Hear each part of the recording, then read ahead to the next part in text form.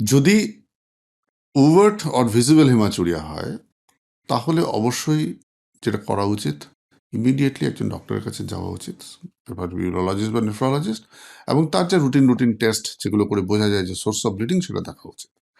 Microscopic hematuria হলেও একজন নেফ্রোলজিস্টের কাছে যাওয়া উচিত এবং তার যা টেস্ট সেগুলো করা উচিত। তবে একটা জিনিস বলে রাখি, অনেকের মনে ধারণা আছে যে আমার তো ইউরিন থেকে আরবিসি বেরিয়ে যাচ্ছে সেই জন্য আমার হিমোগ্লোবিন কমে গেল। এটা সচরাচর হয় না। মনে রাখবেন যে 1 লিটার ইউরিনে যদি 5 ml ব্লাড থাকে, that urine looks like totally red. Naturally আমরা রক্তের মানে ইউরিন থেকে রক্ত বেরিয়ে অ্যানিমিয়া হয় না, this is not a cause of anaemia, but it is a cause of concern. সুতরাং যদি আপনার হিমাচুরিয়া হয়, সে মাইক্রোস্কোপিক হোক, ম্যাক্রোস্কোপিক হোক, সেটা ইউরোলজিক্যাল কারণের জন্য হোক, নেফ্রোলজিক্যাল কারণের জন্য হোক, it is serious, it need to be treated, and you have to go and reach to the doctors.